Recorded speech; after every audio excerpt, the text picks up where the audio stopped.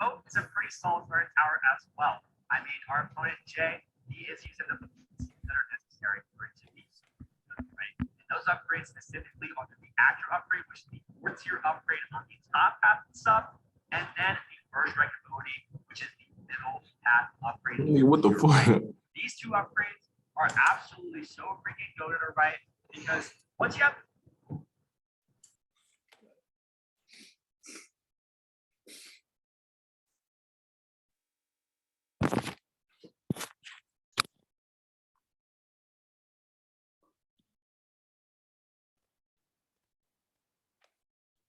Hello.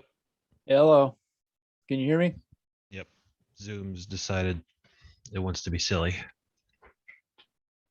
Perfectly working microphone, but it decides it doesn't work until it says it works. All right. That's high tech, man. That's just the way it is. Today's lab 12 and lesson 12, they should be ready to go. Okay, good. Just work them through them. And I will be listening in, but otherwise won't interact with you all very much. Alrighty. 12's the one I went through this morning. So Okay, good. Then we're on the same page. yeah, I just went through it this morning while I was grading and I was like, this might not be the right one. So No, that's the one I intended. It's they have to the exercise is downloading files and then preparing some various queries of the data frame. They're not very hard. I did notice. Unless you have no clue, and then they take a little bit of internet research to figure out. Okay, well, go ahead when you're ready. Okie doke. I think you have 12 or 15. Oh, you have 17 people, so that's plenty. All right. Make sure it's what I was looking at. Yeah, okay. Let's get the chat up.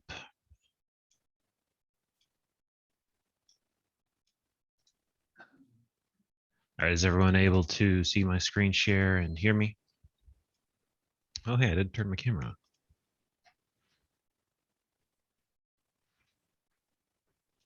Okay. Well, let's get started. Today we're going to be doing some more work with Pandas. It's going to be a library we're using pretty much the rest of the course. So let's get into it. What are we wanting to do today? Well, we're going to take a CSV file and we're going to make it a data frame from it. Now, what the heck is a CSV file? Well, let's take a look. I got to put it into the right folder. Oh, hey, I already have it. It's from last semester.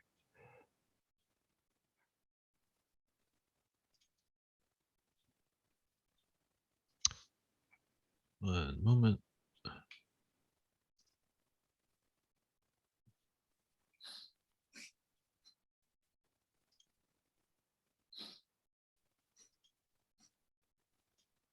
All right. So what the heck is a CSV file? I'm going to rename this real quick. As you can see, there are values in there. There, it looks just like a table.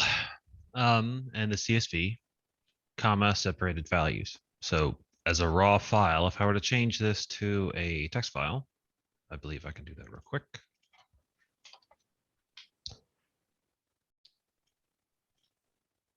Looks like this. The data inside hasn't changed at all. It's just that I changed how the system would render it for us to look at. So all the data inside is going to be, you've got your column headers, but then after that, we've got the value, comma, value, comma, value. And that's pretty much all there is to a CSV. So what are we going to be doing with the CSV? Well, this looks an awful lot like a data frame, doesn't it? So it would be nice if we could take the CSV and turn it into one? Well, it turns out we can. It is definitely something we can do. In fact, we don't even have to do anything fancy to make it happen. I don't have to go row by row or line by line. Pandas has a method for us that will go straight from a CSV to a data frame. So let's try that. I'm going to use the requests as we talked about a couple labs ago so that I don't have to drag this around. The only reason I downloaded it manually was so we could take a look at it. In fact, if I delete all the data, I don't know if it'll let me. Yeah, it doesn't let me edit it in CSV. A neat thing to know, though, if you have a CSV in Jupyter Lab, you can change the delimiter to change how you view it. Since this one's a comma, if you change it to something other than a comma, it'll look weird. But anyway. Okay, we've got our file open. We're going to import Pandas and take a look. Okay, so we've got our data frame. And does anybody remember what the head method does?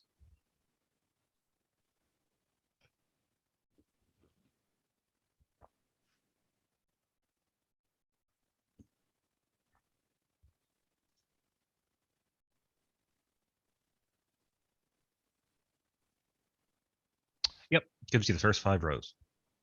So what is that useful for?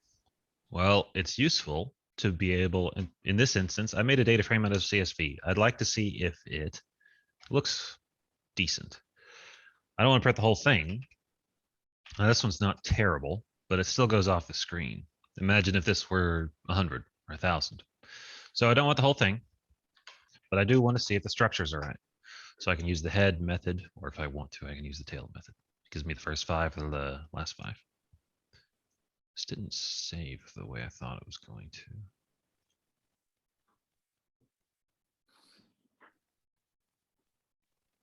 Oh, that would be why. Couldn't download, no file. That makes more sense now. Dr. Cleveland, the take home does not seem to have the correct link. But anyway, we will deal with that bridge when we cross it, or attempt to cross it at least. Can't cross a bridge that doesn't exist. Okay, so we've got our table. That's nice. What would we like to do with it? Well, it's into our data frame, but there's a nice part about a data frame that lets us visualize it really easily. And that, as you may have guessed, is the plot function. So we have arguments showing that the x-axis should be labeled age, the y-axis should be labeled 2010. You just can't see it. I can't really move it over. We have label for duh being our blue line, and the color is blue. Now I can change this to anything I want. Line is line. That we can do. We can do a whole bunch of other different kinds of plots. I wonder. Okay, I'll mess around with. Let me just see if I can remember one off the top of my head. Yeah, there's one. So if, as we talked about before, the structure of how these methods kind of look, I think I talked about this in office. Well, it was extended office hours yesterday. What we've got here is a method, and the method itself, we're calling it, we're wanting to use it. And it takes the following arguments. Well, the plot part of the data frame, or the Pandas library, has a couple different kind of plots. Most of them take the same kind of arguments. One's the scatter plot, and one's the line plot. We'll take a look in a second to see what some other kinds are, but depending on how you would like to visualize your stuff, there's different ways to do it. In fact, there's an entire lab dedicated to doing this, and We'll get to it pretty quick. Okay. Exercise 2. Using the data frame we had above, we want to plot both the 2010 and 2014 census values by age. We want the 2010 one to be blue and the 2014 to be red. Okay. Now, how on earth am I going to do that? I've suddenly lost all ability to code intelligently. So can someone tell me what I need to fill in here to make this work?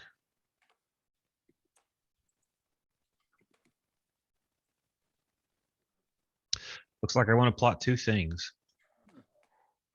So what am I plotting?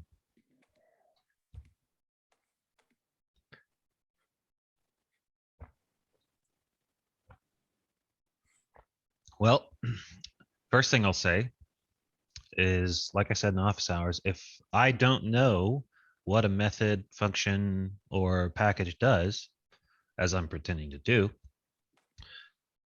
a good tip would probably be to look up the specification or the documentation for the function. So we're doing pandas plot. Let's see. This should be the official one. Okay. So plot argument, or I'm sorry, not the plot method. It's gonna do any of the ones we have chosen here. What were we wanting to do? Well, looks like we want, well, it wasn't really specified, but it looks like we're wanting to do a line plot.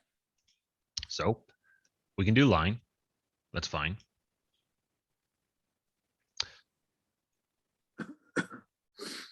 Let's see if there's an example. There we go. Okay.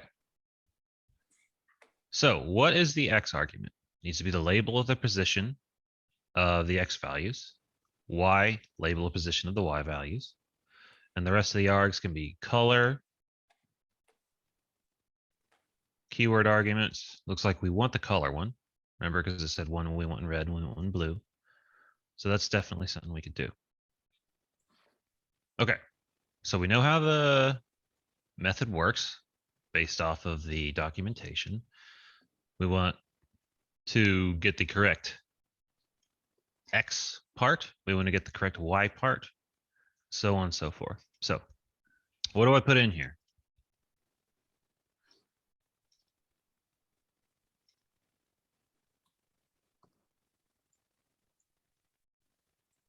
This is the data we're trying to plot. I can't really have them both on the screen at the same time.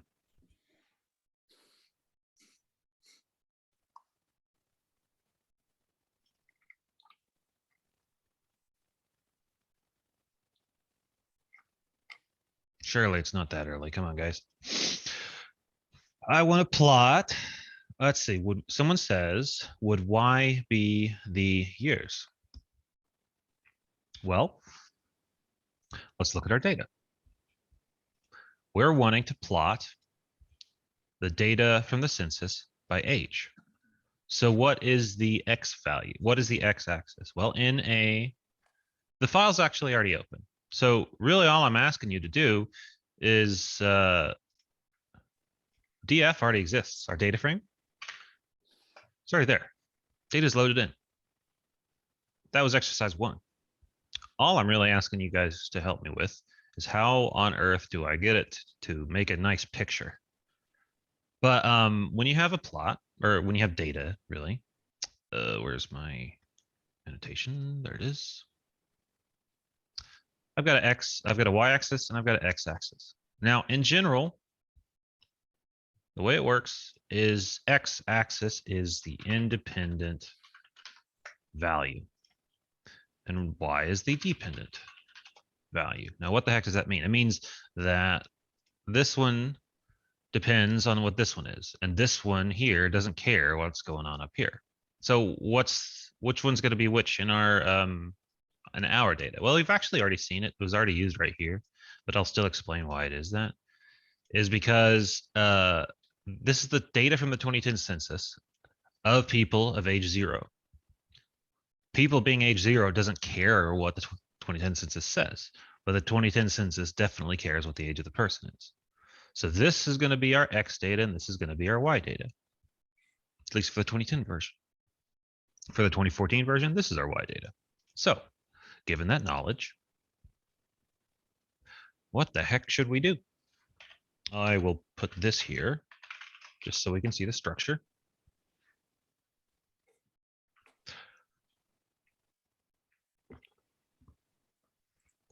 I'll even make it easier. Can everyone see the cell I have highlighted right now?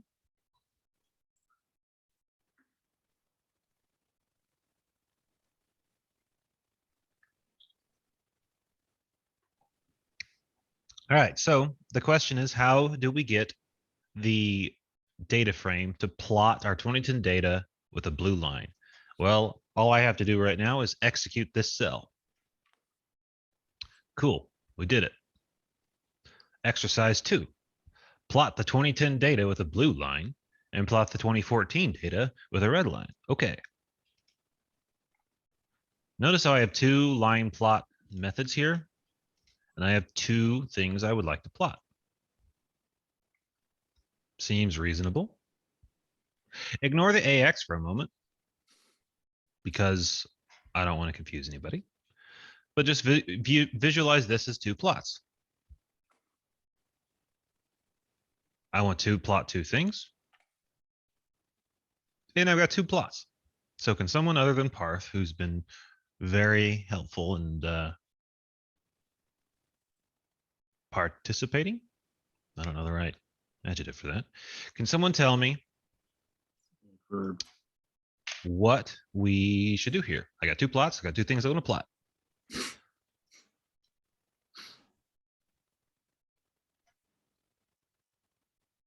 And we can be here all day. Well, really, we can't. But first plot is 2010. Second is 2014. All right, I can dig that. I will say this is the 2010 plot, and this is the 2014 plot. I like to categorize things. That's very good. Christopher says set X equal to age and Y equal to 2010. So I know what you're going for. I'll ask you this. Should age be a string or a variable? So are you saying to use age or age? So Tristan and Chris, okay, yes. It needs to be the string. And why does it need to be the string? Well, think back to our data frame lab. They are indexed by the name of the column or the row. So we would need a string. And I believe that the case does matter. So we're going to set it to AGE. And you say Y is year. Okay, so the first one, what's the 2010 plot data? Well, the 2010 plot data column header is 2010, 2010. Samuel says C needs to be equal to the string red on 2014 and blue for 2010. Yeah, that's correct. At least I think. I don't know. Here, probably age is the same one. What's Y going to be? 2014, 2014. What do we want to label them? Now we can label them anything we want. The year numbers, yeah, that seems pretty smart. 2014. Okay. So I've done everything for just a regular plot and a regular plot. If I were to run one, I get one. If I were to run the other, I get the other. Nice. But I want them both on the same screen. That's where this AX comes in. What the heck is AX? Well, AX is set to be this. But what does it mean? Well, let's go back to the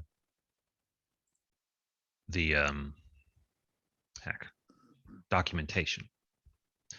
What it is the axis for what it's going to plot 2 things on one screen. So what I'm saying is make AX equal to the first plot and then plot them together.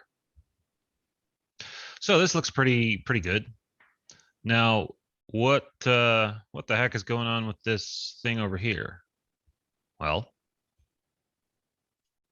see this here, 1e6, that's saying 10 to the 6th times whatever value we have on the left. That's the y axis. It's doing that because it doesn't want, you don't want to have, well, this number. They're just too many digits. But this looks pretty good. All right, let's do something else. Yeah,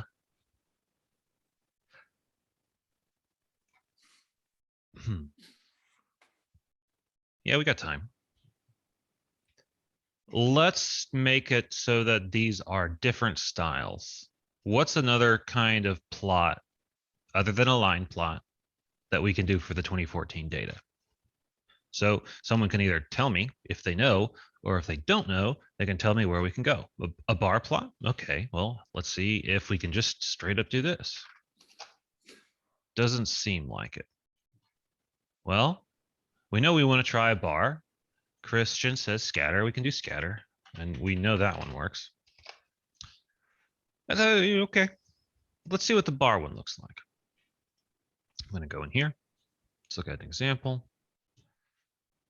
Okay, we want an X, a Y, and a 0, whatever that means. Let's try it. We want an X, a Y, and what was it? A rotation.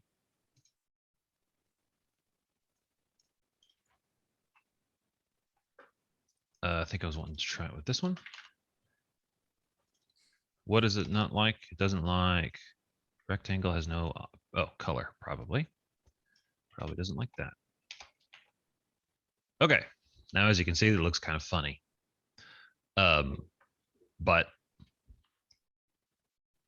it's less about does it look appropriate and more about seeing how it works. But part of your job in data science is choosing the right things to visualize with what. And since we do have another lab that's going to be going over all of this, I probably won't continue tinkering with these. But those were good guesses, or not guesses, suggestions. Okay, exercise 3. What is the population for age 9 in the 2010 census? What is the population for age 9 in the 2014 census? Is the portion of population over 9 years old increasing, decreasing, or staying the same? Okay, those are all questions we want to know. Now, if you think back to the previous lab, we had something called conditional, wasn't querying, but I'll call it that, conditional querying. We might want to use that. So can someone tell me step by step, if you want, what we need to do in order to answer this question? What's the population for age 9?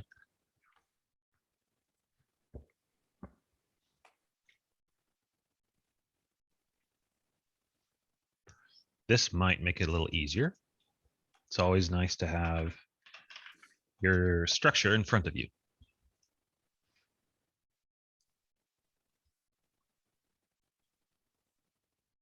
Now, I can guarantee there's at least one thing we have to have on this line. Well, not this line in particular, but in what we want to do. If our job is to slice a string in half, can you slice the string without actually using the string on your line of code? Like, let's say the method to do it was slice.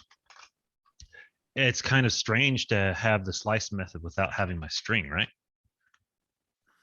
So if I want to do something to our data frame, what might I need to have in order to do stuff with it? The data, which is in the data frame, which is df. Okay, we're getting somewhere. Now, what do we want to do? We can either try, well, I'll let you guys tell me. What do we want to do?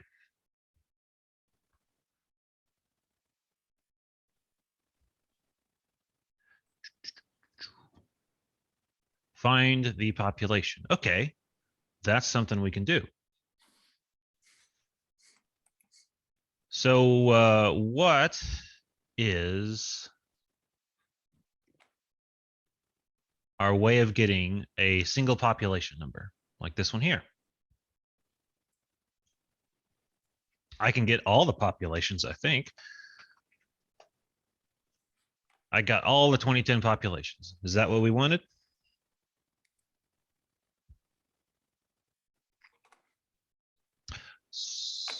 Okay, yeah, I did that. DF with the column, and the column we're interested in is right now 2010.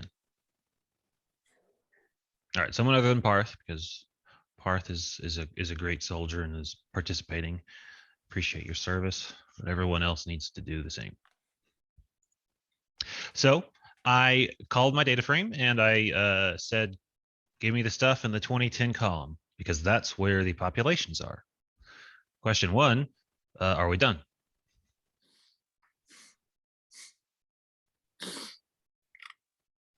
No. Okay. Question two, what else do I need to do?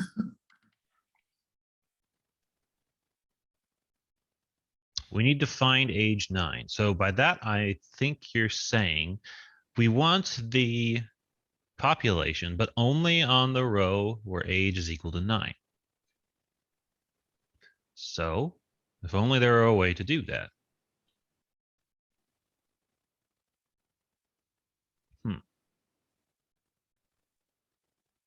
Now, you can either know how to do it, which is great, and you can tell me, or you could not know how to do it. And it's very important to know when you don't know how to do something, especially when you're programming. We could try 9. That's closer. At least I think it's closer. Let's look at the data. I'm surprised that actually worked. Oh, wait. I see what it did. 412 5415. 412 541. I'm actually surprised that worked, but it did.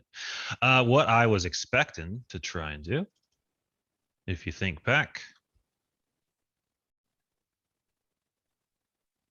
is our conditional selection right here.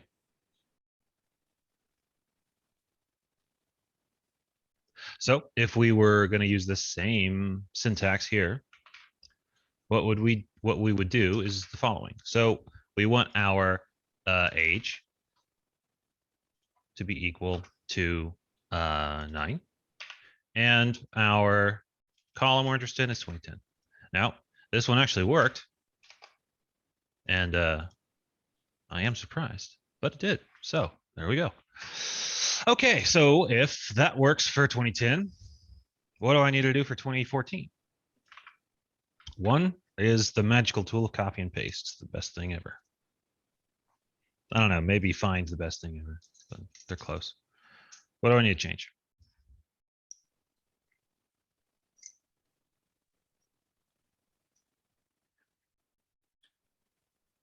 Change the year. Yeah, that would probably be a good idea. I'm going to change it to 2014. Okay. So I'm going to print this so that both of them appear on the screen. Actually, you know what I'm going to do? I'm going to save it into a variable. 2010, I can't do, so age 2010. Age 9, 2010. Is that? This is that, okay. Print, such a long variable name.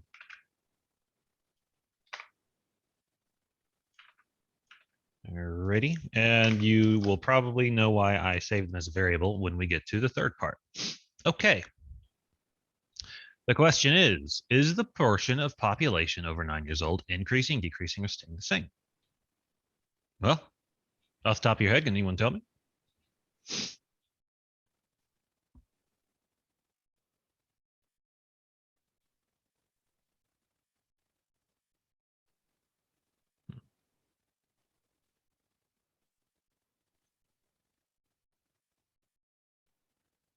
Increasing. Okay, why do you say increasing?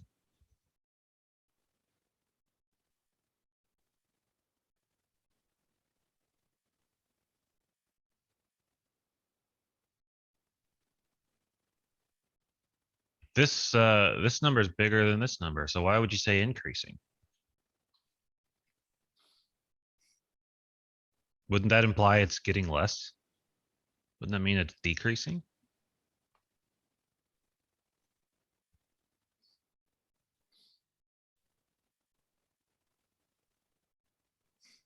Overall, it's increasing. At some point, it decreases.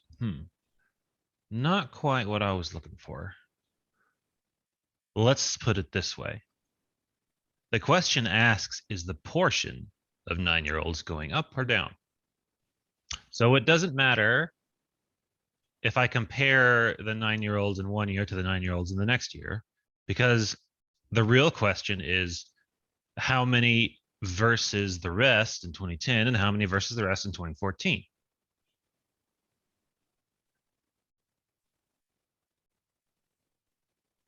So what I just said in English, can somebody tell me how I can do that for, let's say, 2010? I'll even make the variable name nice and obvious. Portion of 9-year-olds. It's actually proportion. 2010. And I'll do the same thing for 2014.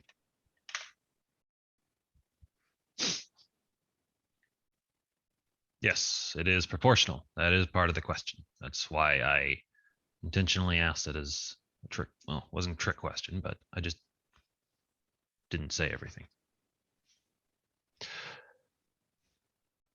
9-year-olds divided by total population. Very good. Very good. Now, I already have the 9-year-old number. That's why I saved it as a variable. So how do I get the rest? How do I get the total population? There was a method in here that we could use that would be quite nice.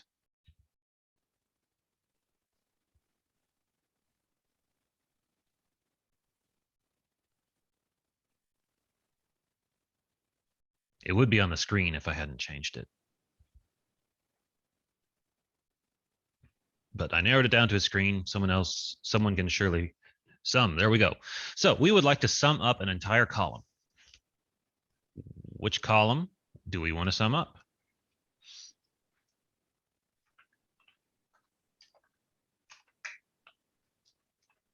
(2010), correct. DF 2010 sum. And then this one will be 14. Okay. So we have our numbers. Are we done?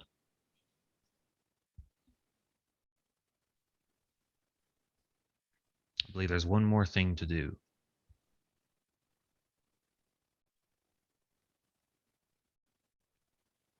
Isn't it times 100? What do you mean?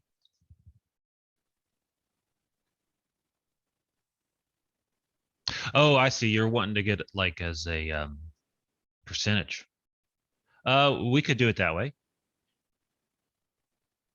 But let's do this. All I'm interested in is really the question is one greater than the other. So I can do something like this. Is the 2010 9-year-old population, which now not everybody has to fancifully format their stuff like this. I'm doing it, one, so it doesn't confuse me, and two, so that you guys can see my thought process as we're going along. So what's this population? It's this one. Is that population is the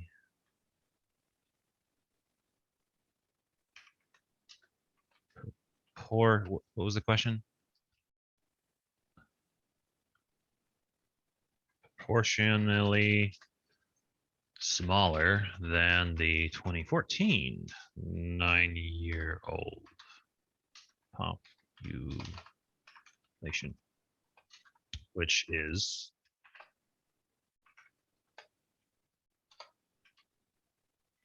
age 9, 2014. is a 0, not an O. Okay, so if I just print this out as it is, it's ugly is what it is.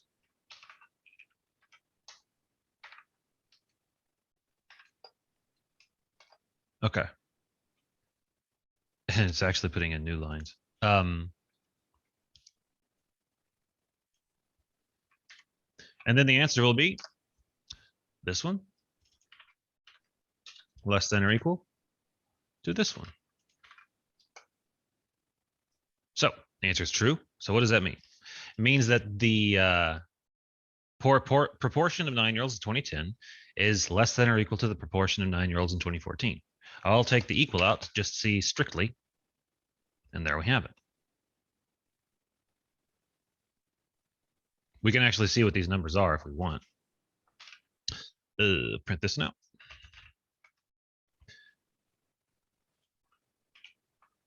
And then print this one out. Okay, so the proportion of 9-year-olds in 2010 is 5.2%, and in 2014 it is 5.3% ish. But yeah, I see why you're wanting to multiply by 100. In fact, I can do that if I want.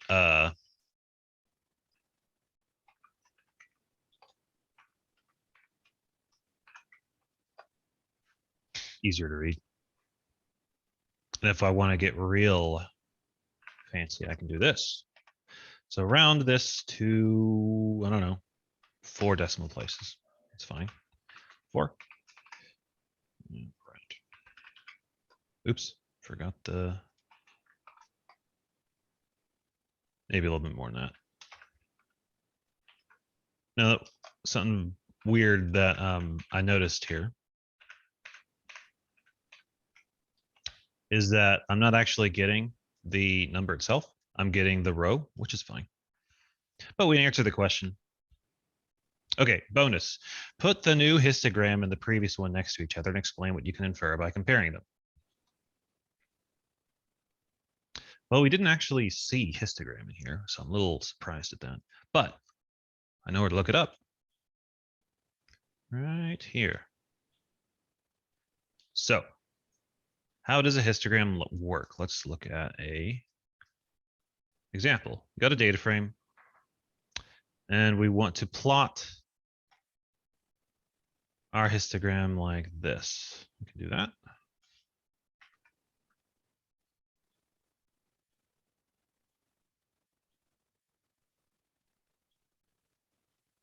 At least I think so. Yeah, let's try it. Okay. So we need to change this to some kind of a weird syntax looking thing.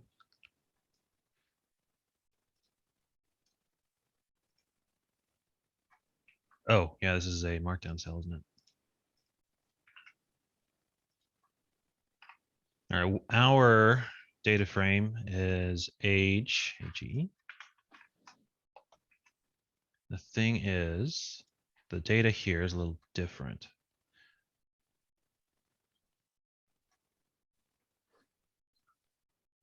Well, let's just try this. Seems easier. When in doubt, go for the simple one.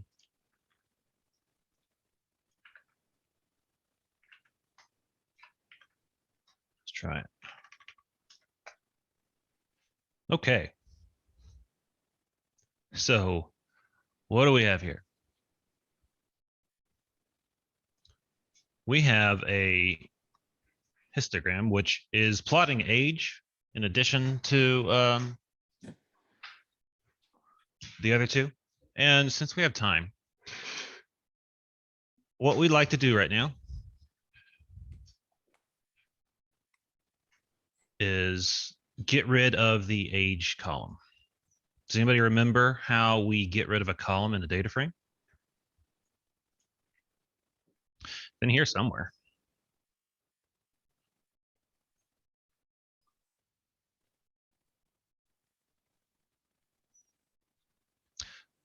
Appending, removing. So we would like to remove a column. Okay. We can do that. Let's drop the age column and see what happens. df drop age. There we go. That's easy. That's nicer to look at. So histogram. What the heck is a histogram? Well, the way it works is the x-axis is buckets that I throw our data into. And what am I throwing it into? Well, we take the range of the data, which if I had more time, I would show you how to actually get the range. Goes from, it's somewhere in the 4 times 10 to the 6. It's kind of the area it's in. Somewhere from like 3.9 million to 4.5 million, something like that. So that's the range stuff can go through. And so since I said 12 buckets, well, let's set this to less buckets. I'll say 4. Oops. Oh, I already dropped the table. Let's see if that works. Yeah, that'll work. All right, so I'm taking my data, and what I'm doing is I've only got 4 buckets. I got this one, this one, this one, and this one. If my entry, so like right here, falls into this bucket, I throw it in there. If it falls into another bucket, I throw it in there. And then I total up however much are in there, and then I plot them like this.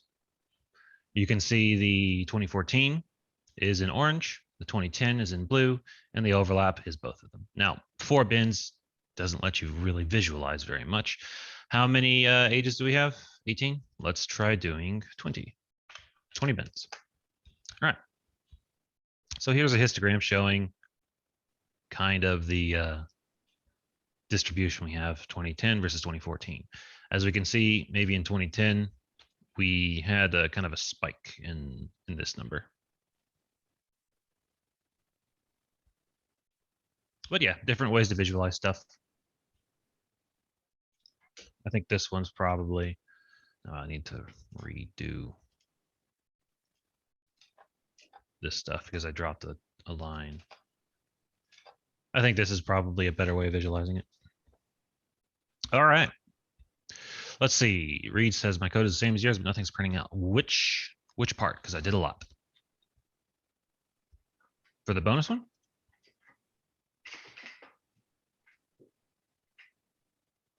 Okay. So what I did, and this works even without dropping, it just makes things kind of weird. Is you got to make sure that your data frame still exists. And I'll even put the line here.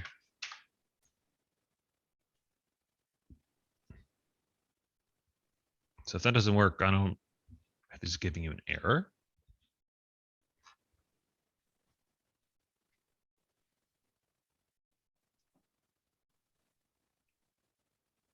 But other than that, that's everything. So are there any questions, comments, concerns, anything else? That's weird. What does your kernel down here say? Does it say it's idle or it's busy? Ah, yes, this was not initially a code cell. It was initially a markdown cell. Do you have the syntax highlighting? Or is it all white?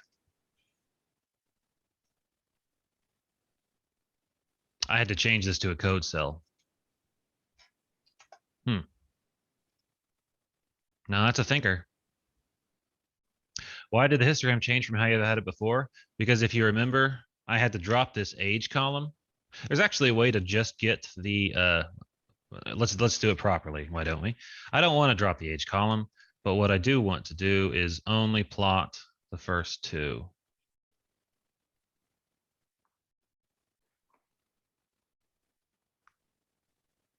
Let's see if I can make that work. I'm going to say column equal 2010. Let's see what happens. Rectangle columns. All right, what are you not liking?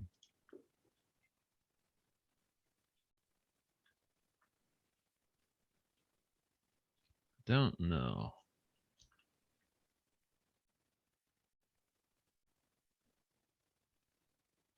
Ah, this is the data frame to go by. So let's see what happens if I do that. By each. That didn't work. Well, what I did was I dropped the age column so that only the 2010 and 2014 would show up because those were the ones I was interested in. And then when I reran all the code and didn't drop it, the age one was back. Read, I don't know. I don't know. Normally what I would do in this situation is I would have you share your screen, but I can't stop the recording from my end. So I don't want you to have to share your screen on the recording. You can, here's what you can do. Take a screenshot of what it looks like and email it to me, and I'll be able to help that way. Okay. I graded quite a bit. Yeah, one sec, Samuel, I'll get to you. You can go ahead and type it out. Grades are good. I'm just now getting to the labs to where things are trying to start get complicated. So maybe they'll be less good. Who knows? But so far, unless people are turning it in late or giving the wrong kind of files, it's mostly been pretty good. So, hooray! All right, what's up? My if statement comparing the proportions of 9-year-olds doesn't look like the bool data it's using. Doesn't like the bool data it's using. Interesting. So did you try to make like a if block so it would print one way or the other? All right. Oh, that's probably because what kind of thing are we dealing with here? Type. Oops. Oh yeah, because I gotta rerun everything. I could have just done the run everything, but for some reason I'm a masochist. Okay, that's because it's not the actual value, it's part of the series. So if we want the actual value in there, I don't know. Let's look.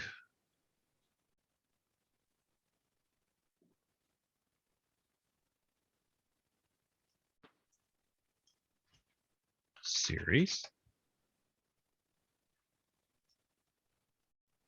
Okay. Data, maybe.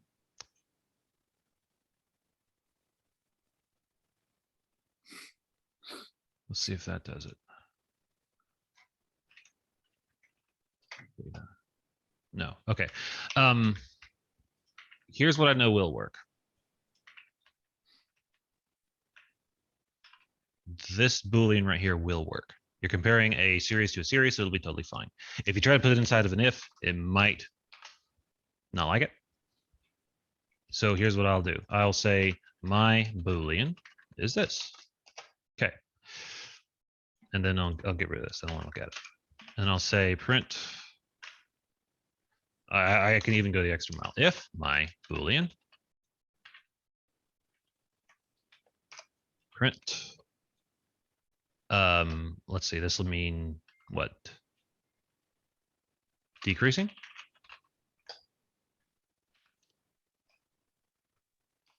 Else print not decreasing.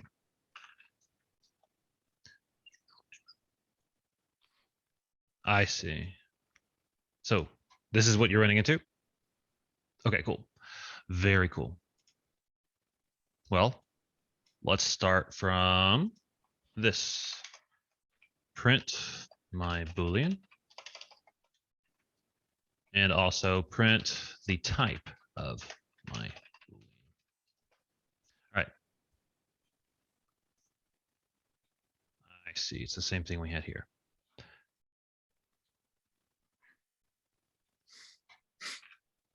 Let's see what happens if I do this.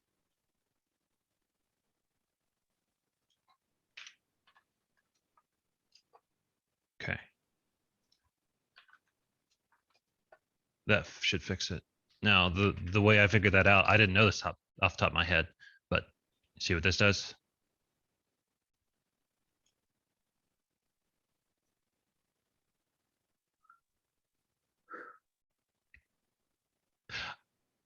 Yeah, I might be able to, let's see if this works. Circumvent the whole issue. Nope. But yeah, that'll fix it. All right, I'm way over. So I'm gonna end the meeting and everyone have a nice weekend.